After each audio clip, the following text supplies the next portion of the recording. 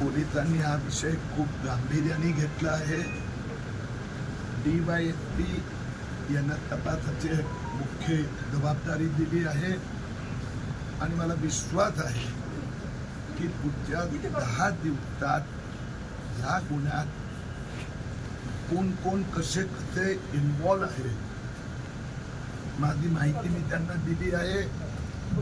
एक इथला political leader पण इन्व्हॉल्व आहे अशी माझी माहिती आहे. आणि त्यांनी एक रॅकेट म्हणजे इथे न राहणारे किंवा ज्यांच्याकडे काही कागदपत्र नाही त्यांना बनवाबनवी करून काही सरकारी अधिकारी पण यात पैसेदार लालचने भारतीय नागरिकत्व देण्याचा पाप केलं आहे. त्यांना आम्ही सोडणार नाही. आतापर्यंत जो काही या प्रकरणामध्ये तपास झाला ती समाधानकारक तपास आहे का? वास्तविकरित्या गेल्या आठवड्यात मी आलो. नाही, गुन्हा दाखल जवळपास महिना व्हायला आला. वास्तविकरित्या गेल्या आठवड्यात मी आलो त्यावेळी मला कळलं आणि त्यानंतर गेल्या 5 दिवसात दिल्ली आधार कार्डचे चेअरमॅन नंतर जे नॅशनल रजिस्ट्रार महाराष्ट्राचे अधिकारी मुख्यमंत्री देवेंद्र फडणवीस यांच्याशी चर्चा झाल्यानंतर स्वयं मुख्यमंत्र्यांनी आता गृह मंत्रालयाने SP-ना लक्ष द्यायला सांगितलंय. SP-ने DYSP म्हणून याचा पुढे तपास गतीने पुढे जाणार. कोणी याला स्लो डाऊन करू शकणार नाही. ज्या लोकांनी हे प्रमाणपत्र काढलेले आहेत त्यांनी पण बनवाबनवीत केली ना, मग त्यांना आतापर्यंत आरोपी केलेले नाही. जे 82 लोक आहेत कोणालाही मी तर तुटू देणार नाही. आता या पोलिसांच्या बद्दल तुम्ही काहीच म्हणत नाही. आतापर्यंत जो काही तपास आहे 4 दिवसात तुम्ही मी एवढी प्रगती केली हे तर सांगत दादा. आता एकालाही सोडून जाणार नाही, तुटणार नाही. तपासात SP-नी मला स्वयं सांगितलं है एक भी आरोपी को फिर वो लाभार्थी है या लाभार्थी के लाभार्थी जो है किसी को नहीं छोड़ेंगे. आता आरोपी नेता तुम्ही म्हणतात एक नेता पण आहे. कोण आहे तो नेता आणि कोणत्या पक्षात आहे? एकाच झटक्यात हळूहळू. सर आरोपी की संख्या किती है? जो यहाँ पर जो घोटाला हुआ है उसमें कोई कागज है जो यहाँ पैदा हुआ है उसका कोई प्रूफ नहीं. ऐसे लोगों को जन्म प्रमाण पत्र दे का भारतीय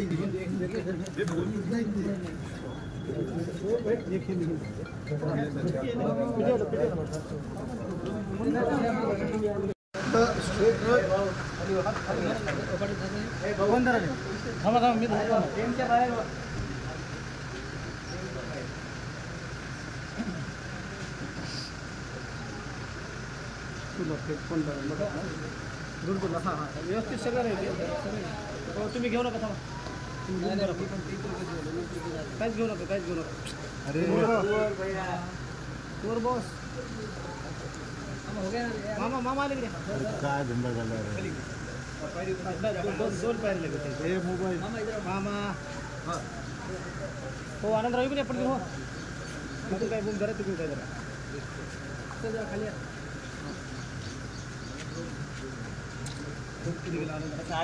नाही ना आठवड्यावर नाही ना बस सर खाली आहे ना सब एक बार खाली आहे. अरे नाही सर नाही सर फ्रेम आहे. जवळ घ्या जवळ घ्या. अभिषेक जवळ घे तुझं.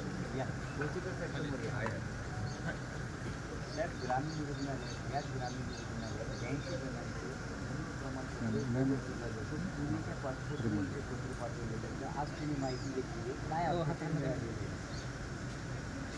एक मोठा घोटाळा झालेला आहे. आता 100% माझा विश्वास झाला आणि या प्रकरणात कॉन्ट्रॅक्टरचे माणसं इन्व्हॉल्व आहेतच.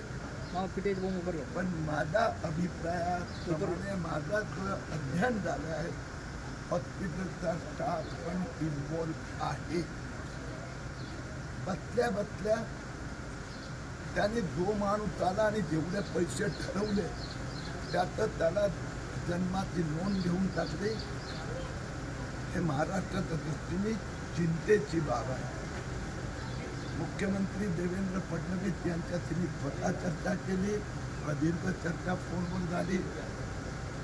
आणि म्हणून त्यांना सांगून मी इथे आलो हे भयानक आहे. म्हणजे ज्याच्याकडे इथे जन्म झाला ते एकही कागद नाही, कुठलाच पुरावा नाही, आता लोकांनी येऊन यांना सांगितलं आणि यांनी टाकलं. महत्वाची बाब अशी आहे की हॉस्पिटलमध्ये फक्त इथे ज्यांचा जन्म झाला त्यांची नोंद घेता येऊ शकते. इतरांना तहसीलदारकडे जावं लागतं किंवा नगरपालिकेत. माझ्या दृष्टीने आणि म्हणून मी ताबडतोब मागणी करणाऱ्या संबंधित अधिकाऱ्यांकडे की इथला जो संबंधित स्टाफ आहे त्यांना ताबडतोब सक्तीचा रजेवर पाठवावा, नाहीतर तपास व्यवस्थित होऊ शकणार नाही. सर कोण बाहेर जिल्ह्यातले आहेत सर, काही बाहेर जिल्ह्यातले, राज्यातले पण राज्यातले पण काय. आता त्यावेळी तपास सुरू आपण पोलीस स्टेशनला जातोय. इथे मी जे पाहिलं तर निश्चितपणे इथला जर माणूस असेल तर त्यांनी हे खोटं काम करायची गरजच काय. हॉस्पिटलला अधिकार काय आहे? 21 वर्षाच्या शिशूपर्यंत 9-10 मुलांचीच नोंद घेतली. बाकी असेल काही 50 वर्षाचे, 29 तर वर्षाचे. मॅक्झिमम 1 वर्षाचं पण इथेच जन्माला आलेलं मूल हे ज्यांचे 1993 असेल, 1983 असेल, 2004 असेल, 2007 असेल, त्यांची यांनी नोंद घेतली. आणि एवढी प्रदीर्घ चर्चा झाली. हॉस्पिटलचा स्टाफ 100% इन्व्हॉल्व. सर, ज्या पद्धतीने हे प्रकरण तुम्ही गांभीर्याने घेतलं, हे बांगलादेशी कनेक्शन वाटतं का? आता एक मी आपल्याला सांगितलं की ज्यांनी 20%, 25%, 40 वर्ष आणि तो जरी इथला आहे तो सरळ तहसीलदारकडे जाऊ शकतो ना. कारण देवेंद्र फडणवीस सरकारने नियम फार शिथिल केले की ज्या व्यक्तीचं जन्म प्रमाणपत्र नाही, त्याच्या रक्ताचा संबंध असलेले कुठलीही व्यक्ती वर खाली डावीकडे उजवीकडे त्याचे त्यांनी पेपर दिले आणि तो राहतो याचे कागदपत्र, तर त्याला विलंबित जन्म प्रमाणपत्र मिळेल. मग त्यांनी हे करायची गरज काय? आणि जे कागद टाकले ना, कोरे कागद टाकले कॉम्प्युटरमध्ये, म्हणजे असं काही पुरावा नाही तर त्याचा अर्थ या सगळे व्यक्ती संशयास्पद आहे. पोलिसांचा तपास शीघ्रतेने चालू आहे का? पोलीस स्टेशनला जायला आपण जातच आहोत. सर,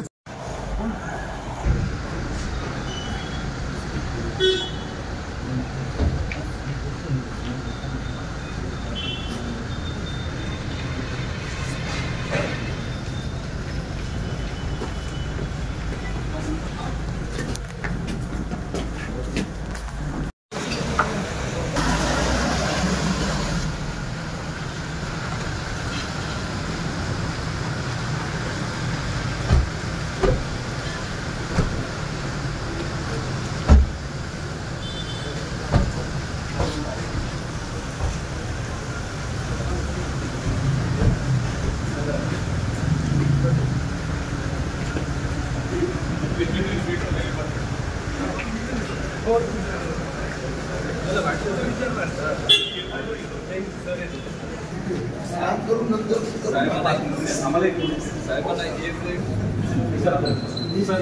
मला हैरान मीच केलं.